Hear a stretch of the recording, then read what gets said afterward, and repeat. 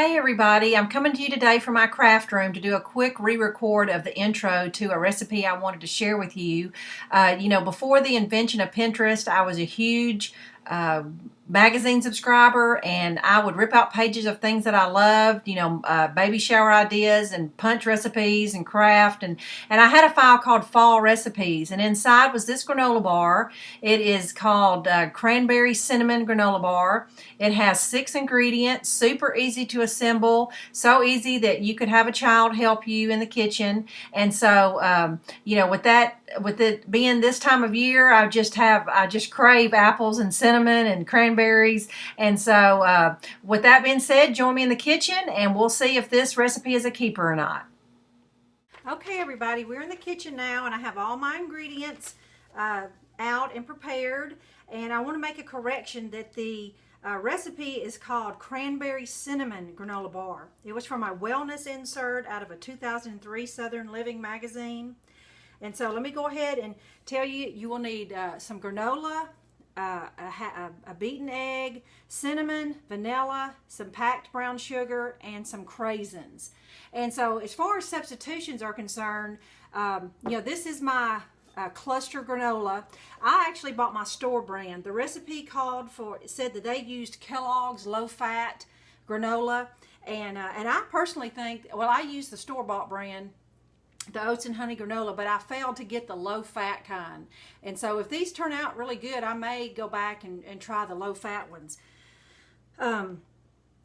And I also think that as far as substitution, you could use any kind of whole grain cereal substitution, like Cheerios. I don't know why you couldn't do that. I wouldn't substitute it with a flake type of cereal, just because you have to smush them down so hard in the pan that it would not create much volume as far as a granola bar is concerned. But I think a cereal that would hold its shape, any kind of cluster type cereal, or Cheerios, something like that. Okay, and so we're going to go ahead and get started.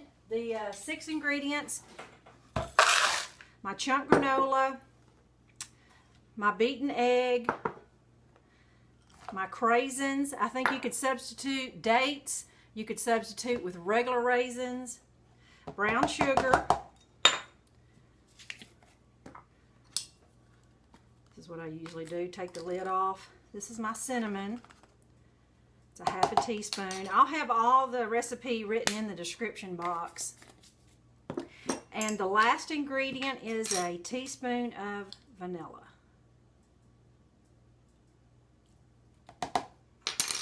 And that's it. I mean, we're just going to stir it up really good. Make sure that everything is incorporated.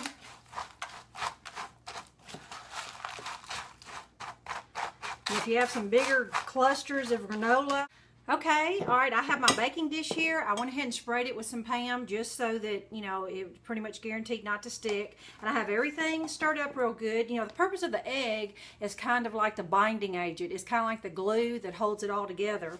So now that I've got everything incorporated, I'm going to put it in the baking dish. And I'm going to, it's pretty soft.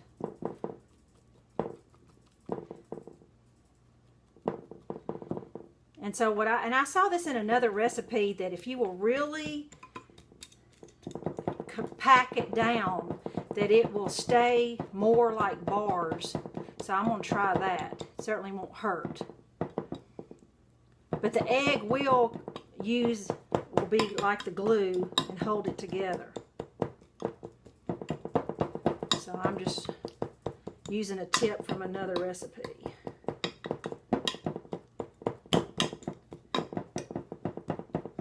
Okay, my oven is hot at 350 degrees, and it says you only bake it 15 minutes. So I'm going to bake this.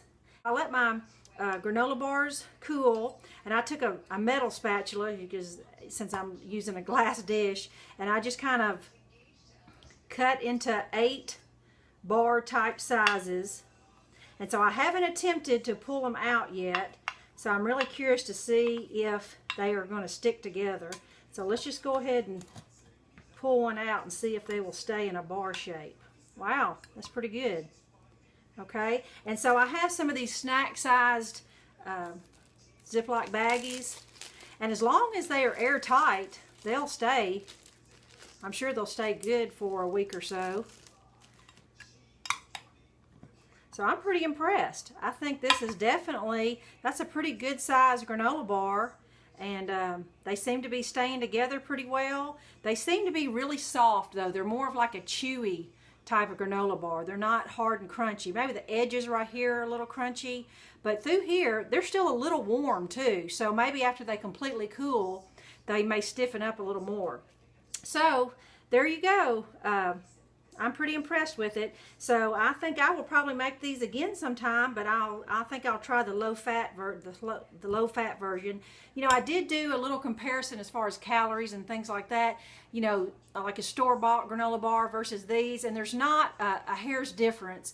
You know, the thing is, it's not about the nutritional value so much, and it's not about, you know, saving money. It's just the fact that, you know, you take pride in making it yourself. You know, I mean, you know, to be honest with you, it's probably more expensive to make them yourself than to just buy a box of granola bars.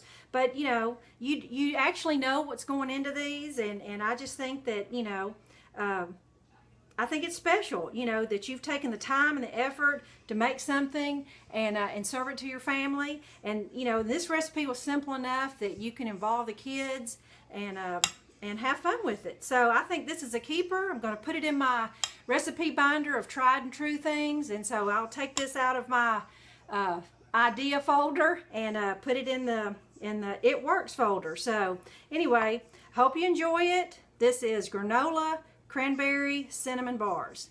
Talk to you later. Bye-bye.